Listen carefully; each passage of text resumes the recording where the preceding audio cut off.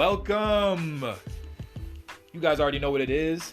It's episode 17 of Just the Casual's Insight. We got the co-host here with you guys today, Jelani Smith. I'm 20 years old, a mass communication major out of South Suburban College. Kevin Mitchell here. I'm just doing my thing. And today we got a packed lunch for you guys. Packed show today. We got two segments, but they're going to be two pretty hefty segments for you guys today. The first one, and as you guys can see, we're branching off into other things. We're not just talking about basketball no more. We talked for everybody. We talked about baseball in our last one. And today, for our first segment, we're going to talk about one of the most controversial cases in the last, I'll probably say in the last decade, the Jussie Smollett case. And I mean, there's been a lot already been said about the case, like a shit ton from every person you could possibly think of, from Dave Chappelle to Chris Rock to Trevor Noah. It's like a ton of celebrities, high-profile people, as well as attorneys and police officers have been talking about the case for over a year now. But we want to explain the case to people who do not follow the case that well, and we want to kind of give our opinion on Jussie Smollett. I won't disrespect him in any way, shape, or form, but we both do have strong opinions on what Jussie Smollett and this whole case means, and like where we feel like this is going to go. Disrespect him? I don't want to because I mean, Dave Chappelle has called him Juicy Smollett and Juicy, and Chris Rock Juicy Smollett. And I remember Chris Rock, I believe it was last year, called him and said, we're not calling you Jussie no more, we're calling you Jesse because the U stood for respect and you don't get no respect and shit like that. So, and I mean, other people have made jokes about him at his expense and stuff like that. I don't want to do that, but I do want to give my opinion on the whole thing, and yeah, we'll get into that. I can't comment on my disrespect you, Smollett. I mean, I can say I won't necessarily disrespect you. Dakota, though, it's gonna go. You might be going the wrong way with that one. I'm on Juicy. That shit was crazy. What they call this nigga Juicy? that was Dave Chappelle. Oh, I don't want to laugh. Oh my god. Okay.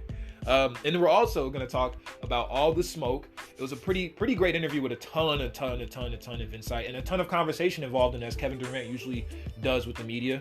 A lot to talk about from that All the Smoke. First off, shout out All the Smoke coming from me personally. Stephen Jackson and Matt Barnes. That's a great show. It's one of the better basketball and sports shows in the world as of right now.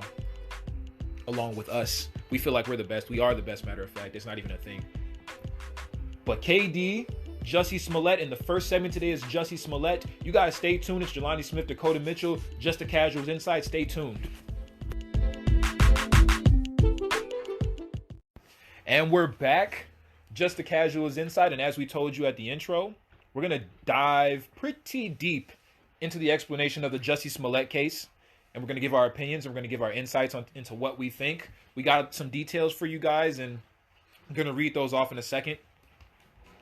First off, before you even heard anything about this case, what did you think? Before you even knew the details and all that. Before I even knew the details, all I heard was that dude either supposedly got beat up or he actually got beat up. Mm-hmm. It was one of the two. That was the argument. Because I didn't hear about it at first when it first happened. I only heard about it when it was like whether he did get beat up or whether he didn't. Mm-hmm. And honestly, I thought, in my head, I was like, why would... part of me wanted to believe that he was telling the truth. Because in my head, like, why would dude mess his whole career up just to lie about getting beat up by some people? And then another part of me in my head is like, well, I don't think the police would just go out here talking about you're lying if you were actually. That's what I'm thinking too. Like, so when I first heard about it, and I didn't want to hear, because stuff like that doesn't really intrigue me. But when I first heard about it, I was just in my head, I'm like 80% of me thought, all right, he's telling the truth. Or like 80 to 85% of me was like, yeah, okay, he's telling the truth. Mm-hmm. Why would he just make that up? Like, there's no way, nobody makes some shit like that up. Like, nobody. That's what I was thinking. Like, either he like there was two like that was his only argument though. Like, as to like how I knew it happened. Instead of like, who would do some head act? Like, that's some shit. Who like, does that? That's some shit you would do, and then you'd be like, fuck, I wish I didn't do that. That's crazy, and that's crazy, like, maniacal amounts of planning. I'm like, there's no way. But then when the details started coming out, that's when I started to be skeptical. I saw the ABC interview, and I was like, and he was looking, I forgot who was interviewing him. Can't remember, but somebody was interviewing him, and he was looking him dead in the face and was like, yeah, this, and that. I'm like, okay, he's probably telling the truth. And then as, like, the more details that come out and the details you're about to read, I'm like, this motherfucker right here. But can you please go ahead and read those out? I'll leave you guys the notes that I took today, because this shit been going on for a whole year. So, he's headed back to court after a grand jury charged him with 6 new counts of disorderly conduct for lying to the police about alleged hate crime. That took place in January 2019. According to Smollett, he got a letter to Chicago studios where Empire is filmed. It had a stick figure hanging and a solid, and it said MAGA on it. The letter was handed to the FBI. Smollett said he was leaving Chicago's Subway restaurant when he was attacked by two white men wearing ski masks. The unknown offenders approached him and gained his attention by yelling out racial and homo slurs and from that, the police said it claims he was battered, doused in an unknown substance, and wrapped a rope around his neck, and it's been treated as a possible hate crime. So that was just like what originally happened. And I'm reading this, and I'm like, okay, it sounds kind of solid right now. I mean, it seems like a bit much. Like, why would you get a noose if you're not gonna actually hang the dude? That's what I'm. Oh, like that's like someone I brought. Like I'm gonna hand him a knife, but I'm not gonna get nothing to eat. Like, what are you doing? That was just. I don't. That's ridiculous. Police announced they are looking for 2 suspects, and they request Smollett's phone, and he refuses. Smollett speaks publicly for the first time, letting everyone know he's okay. Smollett makes a public appearance and started saying he is the gay Tupac, which really kind of left me sideways. I'm gonna say something about that, but I just might as well do it right now. Okay, so the gay Tupac. First off, I don't know where he was going with that exactly. I don't know because you're not a rapper. That's number one, and you're not That's number one. But number two, like Tupac, there's actually like first off, there's actual like photography shown of him like his face being battered by police. Mm-hmm. You looked like you were cleaning a motherfucking whistle almost, except this little like mark on your this little tiger shit on your little tiger nail on your motherfucking face. I'm like, that's not the same thing. Why are you comparing yourself to Tupac? Nobody should ever do that. That's number one. You're comparing yourself to another human being that's of high status. But then also, what he was actually proven to be beat up by police. Yeah, dude was really out there calling to the gay Tupac. The gay Tupac. I don't know what, like, in his head. He was sitting up there and he was like, I'm the gay Tupac. And then he's like, and then like, they were like, what? And then he's like, I'm the gay Tupac. Like, I don't know what that, dude? I don't know what he means by that. I don't know. Actually, I wish he would elaborate on that. Yeah, I don't know, just maybe saying it out of nowhere. That's just some head-ass shit to say. Yeah, and that kind of, to me, that kind of says something, like, psychologically to me about the place that he was probably in when this whole thing took place, and him saying that. Like, I feel like there's... Seemed, like, to me at that point, like, he was trying to start some kind of movement. That's like, what I'm thinking, like, in my head. So, my personal... I mean, you can continue. No, straight, yeah, so... Okay, I think there's a lot of center of attention, kind of narcissist little tendencies that I feel are going on with Jussie Smollett, and that's why it makes me skeptical about this whole thing. Yeah. So anyway, his phone records are submitted to Chicago police, but some sections are redacted. So that means that there are some sections that were not in the phone records because he didn't want that stuff out there. I don't know if it was what happened or why he chose to leave certain parts out. He speaks to ABC News, and that same day, 2 persons of interest are arrested. Both Abel and Ola Sundaro. I'm not going to be honest. I know how to pronounce all their names. We're sorry. That's no disrespect to you. But I mean, you was on some shady shit, so if I pronounce your name wrong, I don't give a fuck. Were implicated in Smollett. They implicated Smollett, claiming the actor, orchestrated a fake attack. Police say the investigation took a turn, and Smollett's lawyers say that Smollett is angry and devastated by these comments. Okay. So basically, he was upset when they said that he wasn't telling the truth about the whole thing. Then he was like, "How could you do that? They beat me up. They threw chemicals on me." Look, man, Buddy's a great actor, so I can understand. He probably was. And he didn't even say. His lawyers were just like, "He's hurt, guys. Why are you doing this?" Oh, that was okay. Yeah, he didn't even come out. Okay. Smollett is charged with filing a police report, a false police report. My bad. He did file a police report, but he was charged with filing a false one. So Smollett turns himself over to the police. Smollett is suspended from Empire. A grand jury issues a 16-count indictment. All charges are dropped. It was motivated by Smollett's volunteer service and agreement to forfeit his $10,000 bond to the city. Chicago authorities demand a payment from Smollett of $130,000, and the mayor says he still believes that Smollett is guilty. Okay. The city of Chicago sues Smollett and requests that he pays $1,000 for each false statement. Which, I mean, they were like, when they got the $10,000 out of him, that's when they started to look a little shady to me, because it's like, you guys were really upset about it. Why all the money, like, is it really, why is it that big of a deal? Empire co-creator says that Smollett will not return to the show. Police released footage from that night of the alleged attack. 7 hours after the attack, Smollett still had the noose on.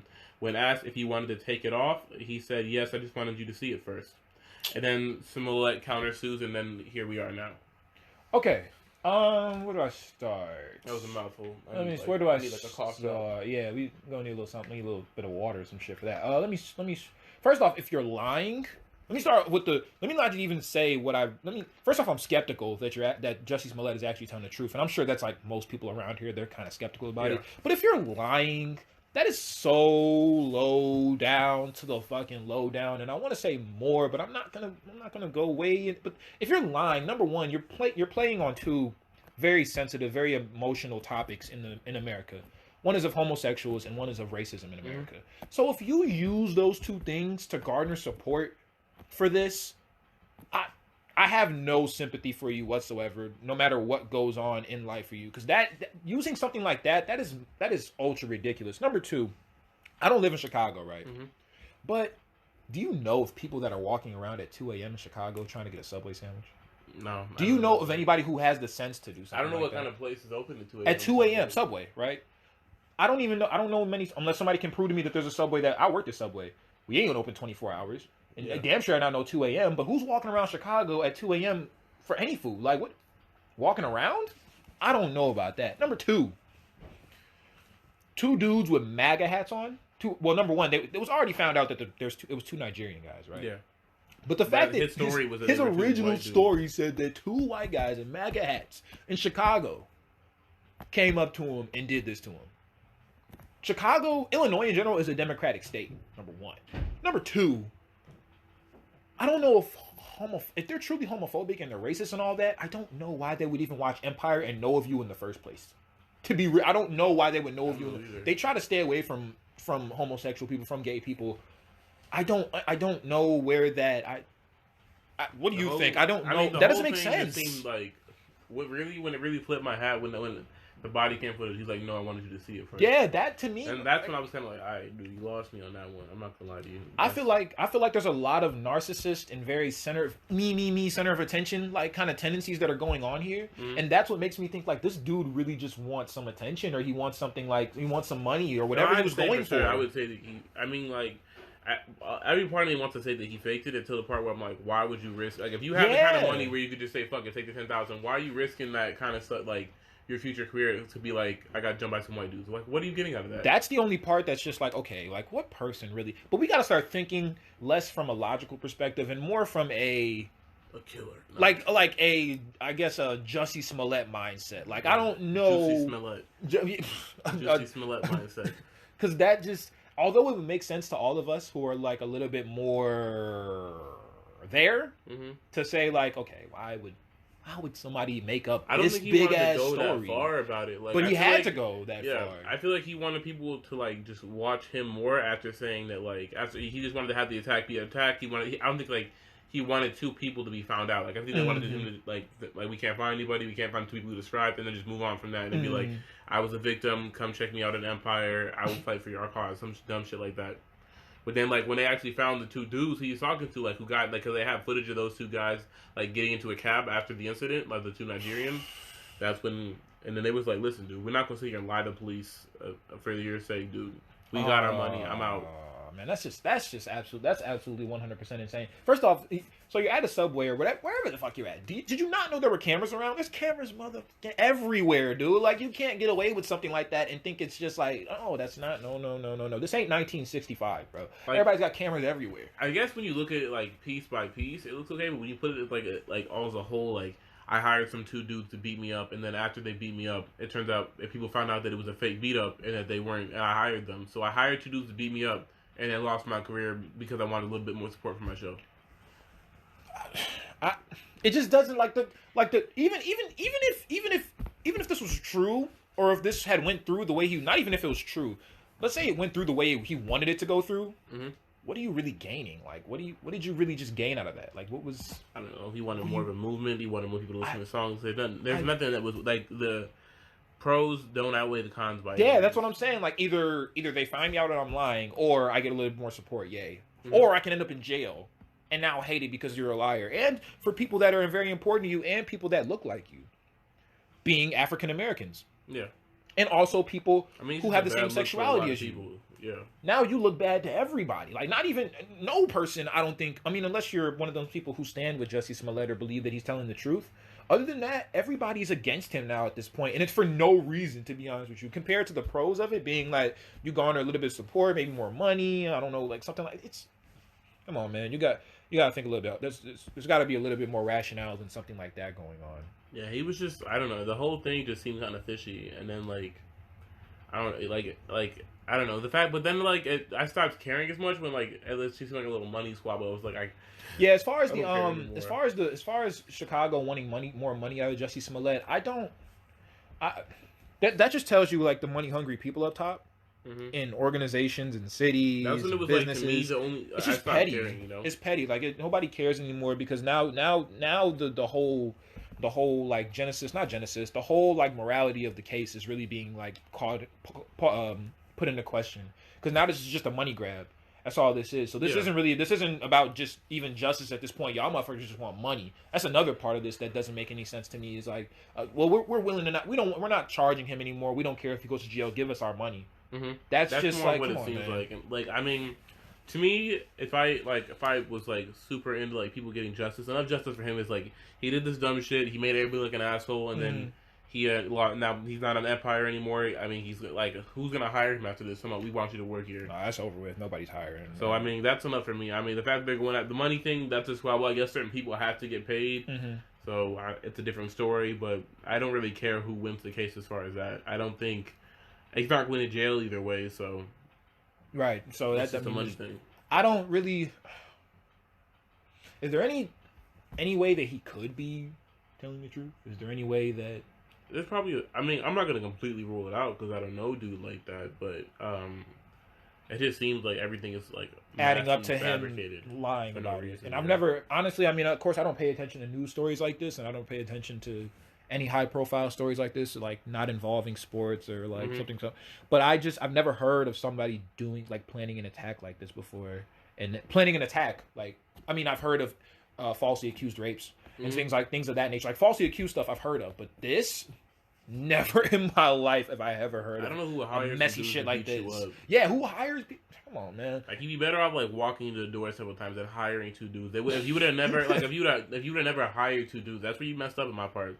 It was a perfect crime until you hired two guys and they gave you up. Like I feel like they didn't even like struggle to give you up. Like, nah, they did not. As soon as they put them in a squad car, they was like, all right, dude was. I was about to say like yeah. Once the police came and they knew that they were up against like some federal shit, they were like, all right, bro, I'm sorry, but we gotta give ourselves up on this one. We're not gonna go to jail or be a part of this only for something so stupid. You know what I'm saying? Like something that doesn't really even matter to us.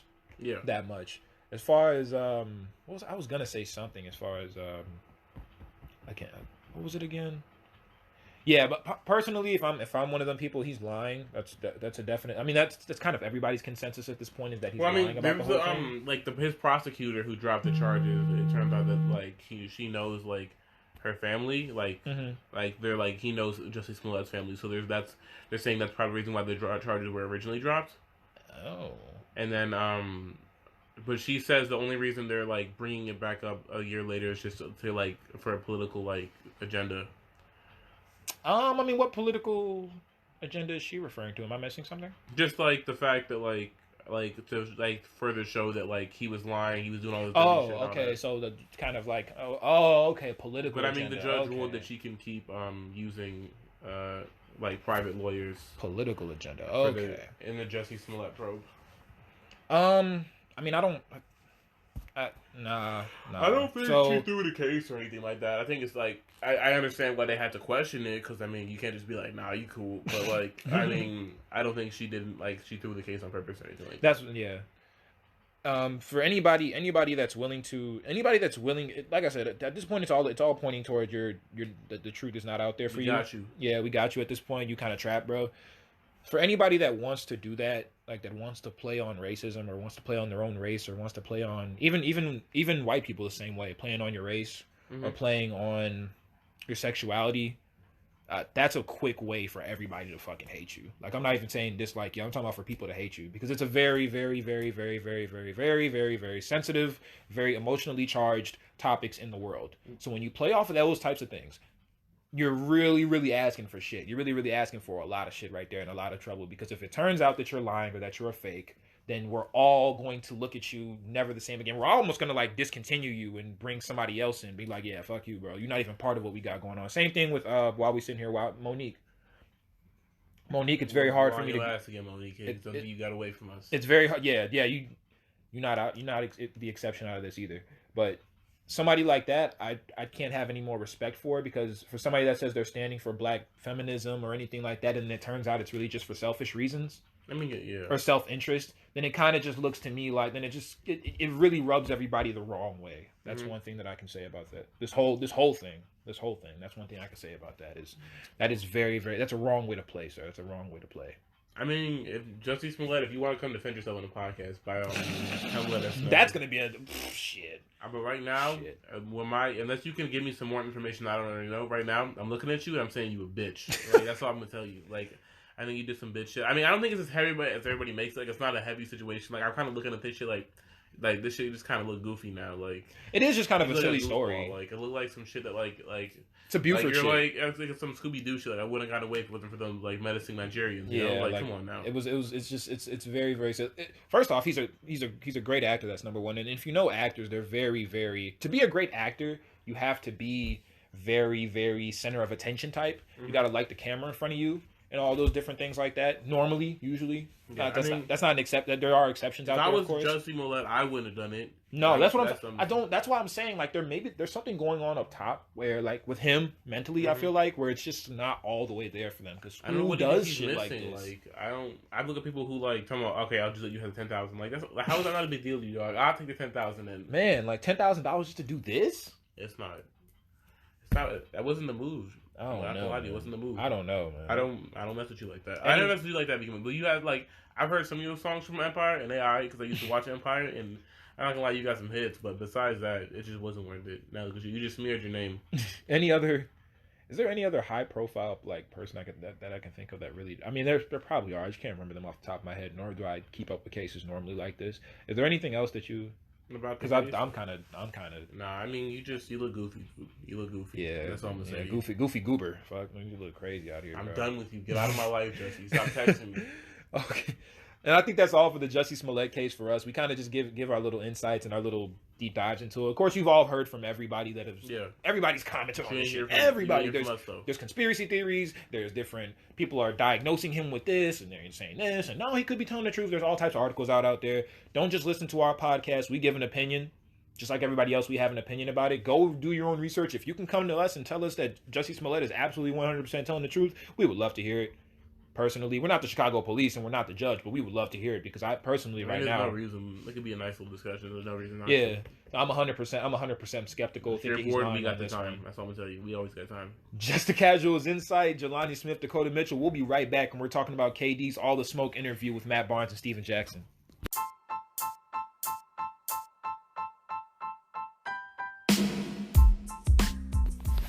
Hello, and we are back on Just the Casuals Insight, episode 17. We're gonna get into, like I said earlier in the introduction, one of the better basketball shows that I know that's on right now. I would also say the Knuckleheads, All the Smoke, The Ringer is pretty good. I hear. Just the Casuals Insight. Just the Casuals Insight. It's at the top. We at the top, baby. Yeah. And we looking at everybody else at the top. It's just us, but. As far as All the Smoke, Matt Barnes and Steven Jackson, I do think they do a good job of not only getting guests on the show, but getting pretty good answers out of them, and really talking basketball and conversation. I feel like I don't really mess with Steven Jackson like that. But we'll get into that. Yeah. But KD, and anytime KD speaks these days, especially, usually something he says is going to draw attention, and people are going to write about it and talk about it, and so we're going to talk about it. Oddly enough. In today, because I felt like he did have some interesting quotes, and I know Dakota, we both feel like he had some very interesting quotes. Overall, I'll say it was a good interview. I enjoyed it. I hope you see a side of KD that I might not have known before. Mm-hmm. And I advise everybody to go check that out. Like, I mean, of course, we want everybody. It's a 3-hour interview. We can see the inside of one of the best, if not the most offensive threat in the NBA has ever seen. So yeah, you don't get that every day. They also did an interview with Kobe. They've done interviews with Dwayne Wade, Steph Curry, like some very high profile legends in this game that. It's very important to get their insight and get their side of the story. So, I mean, they have some good ones. I mean, I can post a link in the description if you want to go check out the episode. But we'll start with probably the most controversial thing that he said, which I feel like was the OKC thing, We'll start with that one. So for anybody that doesn't know, and I'm paraphrasing right now, do not have the quote directly in front of me, but Kevin Durant, when asked why first off, he said that before the season started, he was like, he said sure of leaving OKC. He said he knew before the season started that he was going to leave OKC, and he thought it was the right thing to do was to play as hard as he could this season to win as much as they could. And he said that the reason he left OKC because I'm paraphrasing, he got tired of being the only guy who can make jump shots on the floor, the guy who can consistently make threes, the guy who can make tough shots on the floor. He felt like he wanted to play with more skilled players compared to athletes, which was what OKC he felt like had on the floor. Yeah.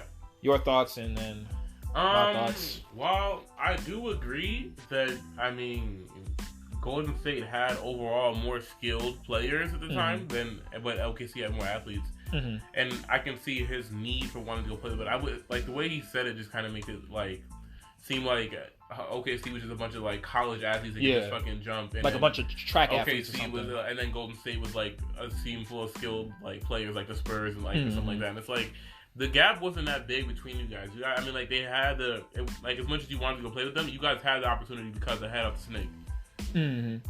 I feel like first off he wasn't lying. But he wasn't.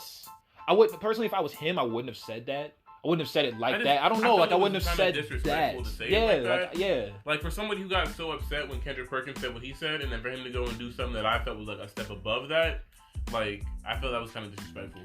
Like because if somebody would have said something like that, like if a wrestler would have been like, "I wish I had somebody on my team back in that year that had heart," KD would have been pissed. So I mean, of course, yeah. So, that's why I don't really. If the shoe was on the other foot, he would be upset about it. I don't fuck with the quote. I don't fuck with the. But is he lying? I don't think so. I don't think he's lying. I think he. But later in the episode he goes to talk about how like Russ was somebody he knew he could count on to win his match every night. So I mean, he does kind of say like, "Hey Russ, I'm not necessarily talking about you," kind of in a way.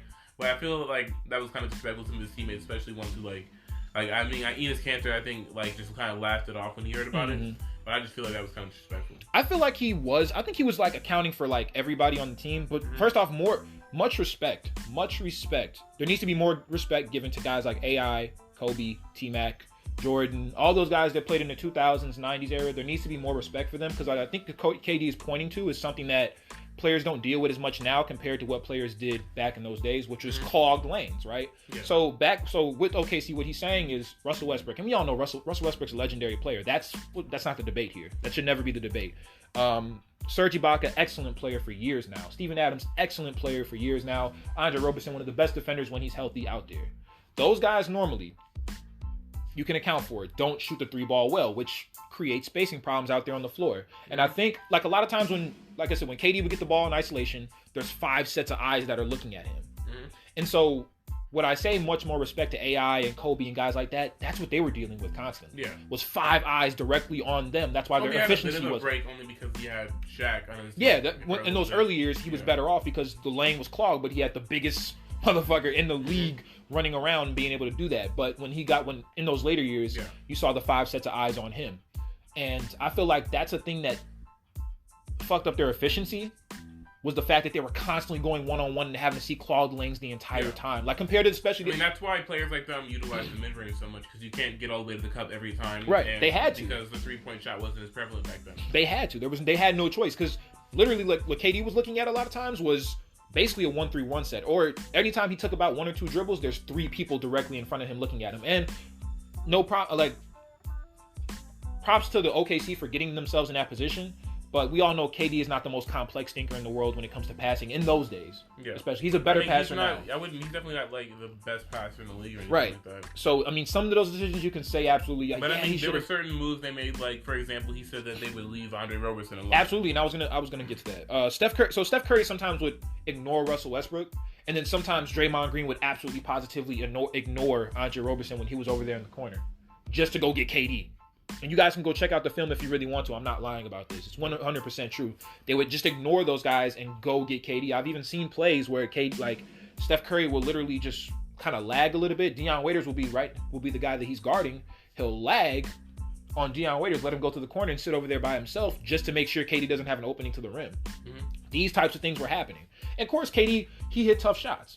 But at the same time, That's what he's taught. It's hard. Yeah. It's a very tough playoff series when every shot you have to take is a tough shot. It's a tough shot. And the thing about it is, like, okay, well, people will say, like... It's hard to get your rhythm from when there's no layups, no mid-rangers, no open threes. And like, some people will say, well, Kobe and Jordan, like, they won championships that way, so what about KD? You should have been able to pull it off. I feel like we're talking about different eras. Golden State is a team that literally is the king of math, right? So they're going to hit a bunch of threes. It's harder to come back when a team is mounting you with threes compared to two-pointers, which is what these teams are doing less of now. And of course, players are more skilled now. But there has to be some accountability for Kevin Durant as well. I understand that. Mm-hmm. I mean, and accountability for the entire team. There has to be accountability. He didn't play amazing, so I'm not gonna act like he balled out and just kind of like fell afterward and like there was nothing he could do. He had a tough series and he definitely didn't shoot his best. I think he shot around 28% from three that series. Mm-hmm. But I mean, at the same time, whether that's something Jordan or Kobe or like Dirk would do or something like that, like he doesn't have to be them, you know. No, he doesn't. No, he doesn't have to. He doesn't owe anybody anything else. Like because you thought that's something he should or would do doesn't mean he has to do that. Mm-hmm. And I think that like I said, I mean, you're playing against a 73-9 team that is literally the king of 3-pointers, and it's just efficiency wise when you're playing that type of game against somebody, it is very, very like ask the Cavaliers how hard that is to play against a team like that that's mounting you with 3-pointers like that. That is very, very hard and something that the league hasn't seen. But I mean, to be fair, I mean, I'm not gonna. While I do think Golden State deserves credit for winning that series, I definitely think that OKC had the power. Like they were definitely in charge. Series, I mean, 3-1. You can't sit here and be like, I mean, they were up 3-1. At the end of the day, they were up 3-1. They had to win one game versus the other team had to win 3. So I mean, all you had to do was go out there and win one more game, and it would have been over. I just think it's not as simple as they just choked. Like there was more to what Golden State was doing in there that was able to throw off the rest of these teams. Like I said, building walls, clogging up lanes, and having to hit tough shots against any other all team, the time. I think OKC would have won that series, especially being up 3-1. But the way Golden State works and how versus how everybody is in the roster between you have Iggy, Draymond, Klay Thompson, all those people can guard 1 through 4. So I mean, the way they were built, it only took a couple. I think after they went up 3-1, the Golden State kind of figured them out a little bit and figured out how to stop them. And what else? Because I pretty much, yeah. So next thing he said, before the season ended, he said that prior to the season started that he felt like he knew he wanted to leave OKC. Yeah, he said he wanted to go play somewhere else. And did you have any issues with that? I don't have any issues with. Now that I've matured a little bit, I have no problem with him leaving. It's his choice. He can do whatever he wants. It's not fair that people expect other things and then get mad when he doesn't do what they expect. Mm-hmm. But at the same time, I definitely think he went about it the wrong way. I mean, with somebody like your brother, like you say, Russell's your brother, why does he have to find out through the media that you left? Yeah. You definitely, I mean, you don't, if you're as close as he says you were, if you guys are as close, then I think there's no reason you couldn't just be like, shoot him a text or even in person and be like, hey, I think I'm going to have this season. Mm-hmm. I mean, you knew for over almost a whole year that you were going somewhere else and you knew nothing to tell him. That's true. I can't it would be against me to disagree with something like that. Normally, if that's your guy and you say it how you say he is, then you would normally just tell him like, hey, this is what I want to do. Yeah. But with Russell Westbrook learning through the media like he's just he's down another team, it's kind of like, ooh. I feel like you could have said something. Right. Yeah. So the Draymond Green incident, and everybody remembers the Draymond Green incident from last year. Yeah. Draymond Green takes the ball up the floor, ends up making a costly turnover. They lose the game against the Clippers late in the game. And Kevin Durant and Draymond Green getting into a little bit of a shouting match where Draymond Green says some words to him, and Kevin Durant, pretty much from that point on, not only was there friction, but that seemed to be kind of basically the end of Golden State at that point. And that's when the media started putting in stories like, is this the end? Is Kevin Durant going to leave after that? Mm-hmm. And KD says in the interview, and the All Smoke interview, that he decided to leave Golden State midway through the season. Yeah. And so, what do you feel about? I feel that shouldn't have been the breaking point for him because in the interview he says him and Draymond talked about it, but he wanted it to be more of a team thing. Mm-hmm. When I understand they were a family, and I can understand he wanted more to be said and done about it, but I think if you and him talked, that should be the end of it. I don't think that has to be a whole team-wide thing. It was you and him who got into it. But I mean, Draymond Green was wrong, and Draymond Green, I mean, if you go back and watch the game or the end of the game, Kevin Durant was not the only person upset that he took that shot. Right, they took that. I think that's what I'm thinking too. That's what I'm thinking. If you look back, Klay Thompson was upset as well. Like he wanted to, you have 3 of the best shooters in the league on your team. You think you give it up to one of them? That's what I was thinking in my head. So too. I think he's wrong for targeting KD because he's necessarily a new guy, but. I think that's just tension building up in some way, shape, or form because the media is probably asking them questions already about what they feel about KD. Yeah. And then in that moment, it's like KD comes up to him and he's like, da da da da da da da da. You could have given me the ball. You could have given one of them guys the ball. He's like, and Draymond Green just had a oops moment. Like, yeah, one of them he didn't moments. really say anything. He said that like he said Draymond's always like yelling when they're going back to the bench about something always. So he said he was kind of walking back to the bench and that I guess it was just his body language that like he could tell that. By KD's body language that he was upset. Oh. And so then he went to say something about KD, and then it was more of a back and forth thing. Well, look. I think Draymond just kind of had a oopsie moment. Yeah, I think he went like way over the line. Yeah, way over the rails on that one. I'm not gonna lie, that one was. I mean, it's competition, Yeah. So there's a mentality involved with it and all that. That he speaks his mind all the time. But at the same time, I mean, that's not gonna help. And apparently. Didn't KD address that in the interview? How the team didn't address that confrontation right there. Yeah, he said he felt it should have been more of like the whole team brought it up instead of sweeping it under the rug. Even though, but I mean, you and Draymond talked about it. I feel like it should have been the end of it. Right? He says in the interview that Draymond and him talked about it, and maybe I'm missing some locker room dynamic right there. But I feel like if you two talk about it, that's what really matters. You know what I'm saying? Like, that's what the point. That's the point. I mean, the team could address it. It is what it is. But like. I think what he was hoping for was for like while Dre was yelling at KD for like KD or Steph to be like, hey, you were in the wrong. Like somebody. Okay, so he's thinking instead of just like kind of walk away and let that be it. Okay, so the team not addressing it, he felt like they kind of brushed it off or was thinking like, like we don't. I mean, like Klay was upset too, but when Dre started yelling at KD, everybody else was kind of just so they didn't side with him. Okay, that's the thing that it was. Okay, now I'm getting where he's coming from there. Nobody really supported what he was thinking in his head. Okay, I understand that one now. I understand that. He said around midway through the season that like everybody became a little more distant to him because they were waiting to see his decision, like as far as free agency, what's going to happen next year.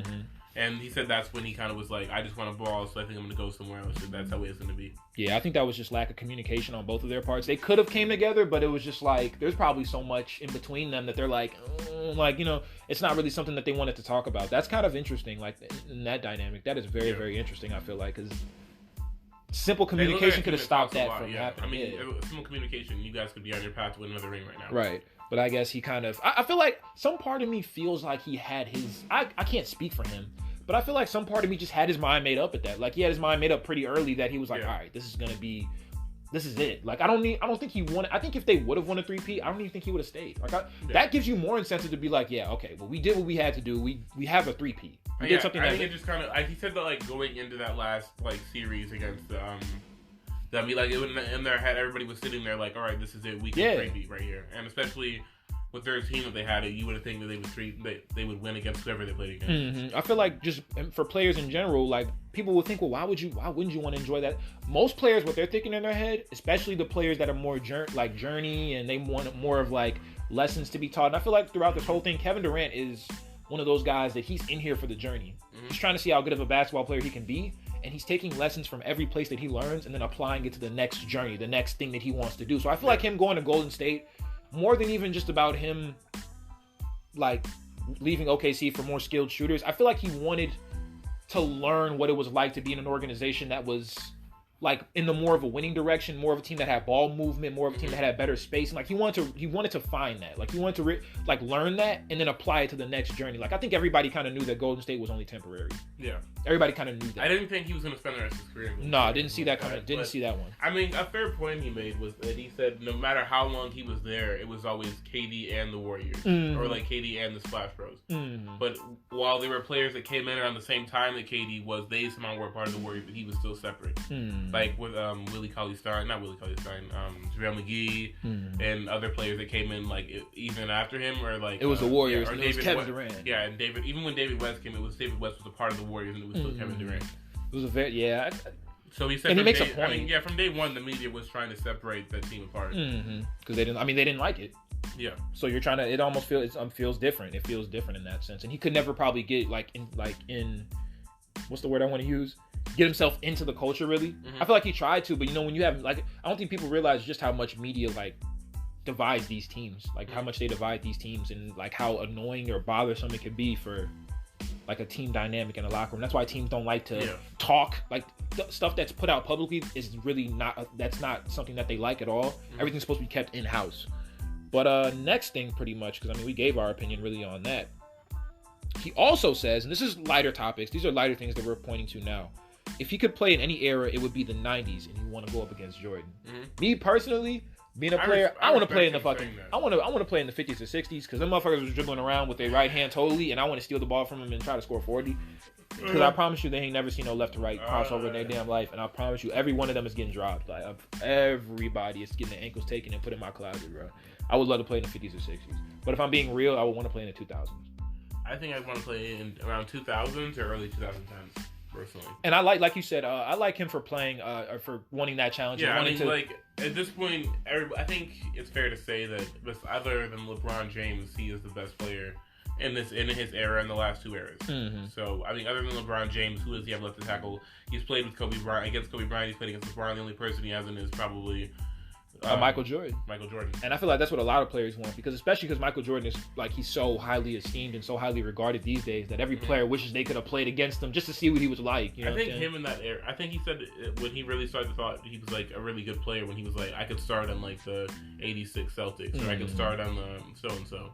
That's when he knew he was really like up there. Like, he thought his game would translate to that era as well. There were no like Kevin Durant's running around in the 90s, you know. So I'm not gonna say who I think would win because that's not important. But I think that he would give any team a hell of a time back there. I mean, he had a guard like crossover. He can shoot from anywhere on the court. Anywhere. And I mean, a post game. I mean, there's nothing you can do with that. Nothing you could do with that at all. And the guys were actually a tad bit smaller, not less physical, I should say, less athletic. Yeah, I should say. So I mean, once KD raises up, that's it. Like there's nothing, especially for some dude who's even 6'8", 6'9". Yeah, you can do your best, but I mean, at that point you're just praying. At that point, you got to give him a punch in the gut or something like that, because there's literally nothing you can do at that point when he raises up over like 7 feet tall and then raising up in the air like that. You're talking about a guy who's raising up probably 8 feet in the air, close to.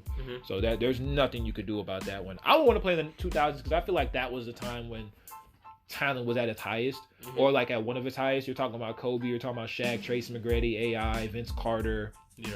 LeBron was in the 2000s. Dwayne Wade. Carmelo Anthony. Paul Pierce, Carmelo Anthony. Like, all those guys were KG, Tim Duncan. Like, I feel like that was an amazing time in the NBA in terms of talent. Yeah. I prefer early... I'm not prefer, but I like also early 2010s. And it was like the Clippers had their squad with Lob City. It was James Harden and Dwight Howard in Houston. OKC had Russ and KD. And then the East was, I mean, it wasn't Miami and Indiana and, you know, the teams. I feel like I'm missing it. Yeah, but them teams right there, like Celtics, Miami and Indiana. Celtics, there you go. Those three teams right there in the East were powerhouses in the East. Actually, you know who else was good? The New York Knicks. The New York Knicks was all right. But, the Grizzlies had their little front court with Zach Randolph and Marc Gasol. So that was a really fun. Derek had his Mavericks. I mean, it was just like everybody had their own little squad, and they were going in. You didn't know who was going to win. So that would be a fun time as well. And I mean, I like the 90s era. He also says in the interview 4 players that he would pick up to be a part of his pickup team: Shaq, Jordan, Kobe, and T-Mac. That's a solid ass roster right there. I thought instead of T-Mac, he was gonna pick Steph. Honestly.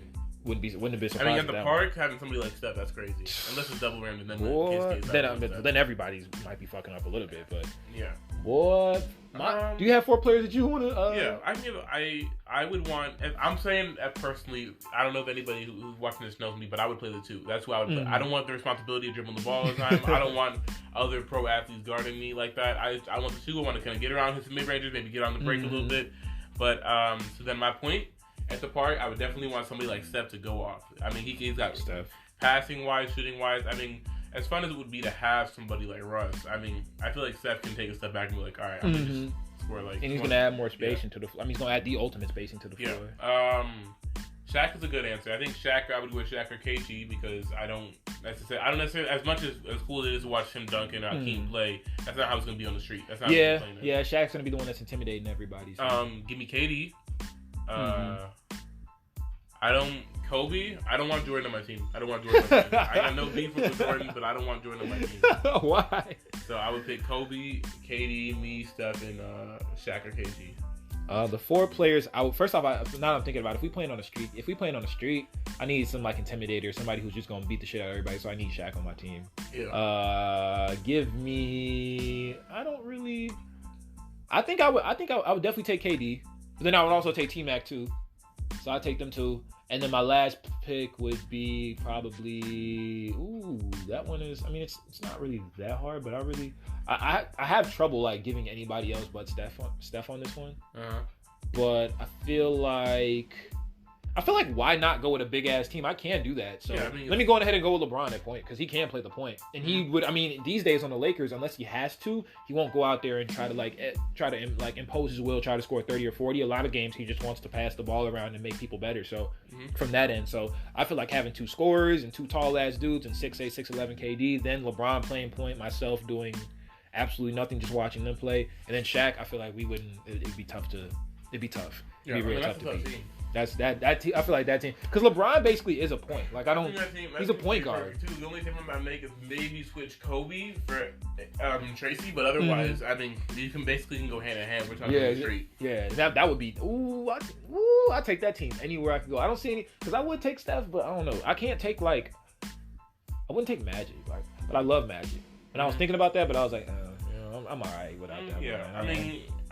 Magic would be an alright choice, but not. I don't know about in the street. I don't want Magic to go on Shaq. That's gonna hurt. I don't really think that. I don't think that's gonna work out too well for me. Is there anything else that he really added to this? KD also was quoted saying that he thinks pot should be legal in the NBA. That shouldn't be a question. Sir. I guess shouldn't be something that's like checked for.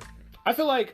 So here's the thing. Like, even though so for people that don't realize, usually the trend in not only like basketball but like the world in general, if you make something illegal, the rate of it is going to go up higher. Yeah. So there's still people, even though you say it's illegal, people still smoke weed before games all the time, and in the summertime, and like a few hours before games. They do it anyway. Think Matt Barnes said that when he hurt his ankle and he said that shit like damn near exploded. Like he said that he was smoking the best weed, trying to get that shit right so he could play again. That's what I'm saying. So I mean, and football players have come out, and Percy Harvin came out and said that he was high before every game. Like, literally, so if you don't make it legal, it doesn't even matter because players are still going to do it. I think you might as well just... Yeah, make it legal. Like people who don't... There are people who don't want to do it, and there are people who do it. So, I mean, it's like... There's always, like... There's some people who don't like it, so, I mean, there's always... It's not like you're forcing every NBA player. Give people that choice. And here's the thing about it. Let's be honest. Cannabis, weed, marijuana, whatever, it's less potent than alcohol. Yeah. And you're allowed to drink alcohol. So, and you can look up a chart of this. Marijuana is one of the more... I don't smoke weed, but... It's one of the lower end like risk drugs. Yeah. Alcohol is like more in the middle, more towards the high end. So, are you saying that alcohol is more potent than, especially because it's legal around? Players can drink. Players can have a cup of wine. They can have some vodka if they want, but they're not allowed to smoke weed. Something it's not harmless, but it's less harmful than alcohol or even cigarette shit, like something like that. So, I think it should be legal. I don't see any reason why it shouldn't. I think if people want to do it, they'll do it. If they won't, they won't. It's not your responsibility. I mean, you can tell people you're not alled to smoke. They're gonna do it either way. They're gonna do it. There was even video of Kevin Durant who. I'm not a big fan of like marijuana and shit like that personally. But I mean, if you want to do it, go for it. I don't care. So anything. No, I mean, there's certain rules to it. I mean, I don't think they should be just blazing up in the locker room like that. Well, no, I don't think that should be a thing, or on the sideline or some shit like that. Like that shouldn't be a thing. But I feel like if you want to do it like post game, I don't even care if you do a pregame, just do it in the car or whatever. But like, I don't see why that. I mean, it's legalized in America. Don't waiters and like pass out on the plane and shit like type shit. Yeah, that was bad. But I mean, if you do it like constructively, I guess go ahead, and then especially if you're using it to like with the help with injury and stuff like that, go for it. I guess. Especially it helps with people's injuries. They do it anyway. There's probably people that have been passed medical marijuana like during injuries. Yeah. During injuries. So I mean, what are you guys gonna do about it? Like, what are you gonna do NBA? Might as well make it legal. I mean, you might as well. I mean, I think it will be a time. I think the only question is of when at this point. There's just a bad stigma against it. That's all it really is to it. But to recap. We went over pretty much the main points of what we wanted to talk about with the KD, all the smoke interview going on. You guys should go check that out on YouTube. I don't want to go over everything because then we're basically just ripping off like their show and then like criticizing everything they said about it. 100% on that one. So I mean, I think we got everything as far as that. I'm gonna put the link in the description probably. Oh, I wanted to say one. So I think one thing I want to say, and I think I've emphasized this one before, but one thing that I do. Okay, so you can you cannot like KD, but one thing you have to respect about the guy is the realness. Yeah. How blunt he is about giving answers. Because in the world today, and the athletes in general, they're tame. They're very much tame, and they're very calculated and media trained in all their answers, which is basically phoniness in that. And KD wanting to interact with fans and wanting to tell people the truth, I feel like he's setting a precedent possibly for athletes later on to want to be more to speak. Now, of course, if you're saying things that are out of line, we're going to check you on that one. But KD normally doesn't. He's not the type of person that's going to sit there and like threaten somebody or anything like that. But that's Boogie. One thing that he does do well is that he interacts with fans. And fans always talk about, I want to be able to interact with players more. Like when you tell a player that he shouldn't, that maybe he should have kept quiet on that one, I think you're taking away the human aspect of the whole thing. And athletes are humans at the end of the day. They have things that they do stupid and they do wrong. For a player like Kevin Durant, I don't necessarily always agree with the stuff he says nor does. I think I'm somebody who I kind of look at KD, I'm like, that wasn't it. At the same time, I think it's his brand, and so if he wants to take the risk to say that, and then maybe I'm not going to buy KD stuff now, that's on him. So I mean, I think he doesn't. I think he's just one of those guys. He's more principle over anything else. He understands that his brand is going to be his brand, but he'd rather people know who he is than be somebody that he's not and then sell shoes to you. You know what I'm saying? Or do something like that. I think that's perfectly fine. Like I think that's perfectly fine. Some athletes aren't willing to give up that. Yeah. But he's willing to, and like he said one important point that I think is very important is that there are players in the league that feel the same way he does. They just don't want to say it. And he's cool with saying it. I don't think there's anything wrong with not saying it, because obviously, like we said earlier, a lot of players just want their money. Give the media an answer and then move on so they can talk about what they need to talk about in the locker room and all that. And not everything needs to be shared with the media, especially with the story, the spin they put on everything. Yeah, unfortunately. But I really do appreciate it. I really do appreciate that. I have no problem with it personally. I just think certain things, like when it comes to like you're like saying something about like past teammates like that, just be careful, dog, because that was a little risky. That trickles down to teammates. Yeah. That's a different. I mean, we don't matter in KD's life that much, but as far as his teammates, that's why I don't necessarily agree with that one, or even what Kyrie said about his teammates. That's something that I don't agree with. I think that stuff like that should be kept in-house, But I do appreciate the bluntness and like how real they want to be and understanding like, look, it's either you like me or you don't, but that's perfectly fine. I'm going to give answers out. I like that type of thing. And everybody should try to strive for that sort of thing going on. Not just athletes, people in general. And I think that is all. The only thing else I want to talk about was I had a problem with I just felt like Steven Jackson. Steven Jackson. I just felt dude was like, I don't mean to call him out like that, but I feel like he's being a bit of a bitch on the episode. I feel like he's being a real bitch. Like, he was like talking about like being respectful towards players. Like, he was for players and against the media, and then he was being disrespectful as hell to players like Andre Robertson. Like, I'll fucking leave him too. Like, don't do that. That was mighty disrespectful. There was no way to come at Andre Robertson like that.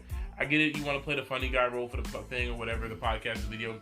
I just thought that was mad. Like, don't be disrespecting Robertson like that. Generally, I like Steven Jackson. I don't necessarily agree with that one. I don't think you have to say that about Robertson or Robertson. Yeah, I mean, it was just Robertson. Like, obviously Robertson knows he's not a shooter. Like, don't like that's be like, oh yeah, I'll leave Shaq. Like, okay, but like that was just disrespectful the way you went about it. Yeah, I don't necessarily agree with that, but generally, I really do love Steven Jackson and the points that he makes. Generally, for the most part, those guys, both of them, the ones that they make in general, I like them. I thought he was corny, like on his show. But I think he's okay when he's like talking with another media analysis, like on like First Things First or something like that. But like as far as like when he was on that, like he just seemed corny as hell. Like he was just trying to get laughs.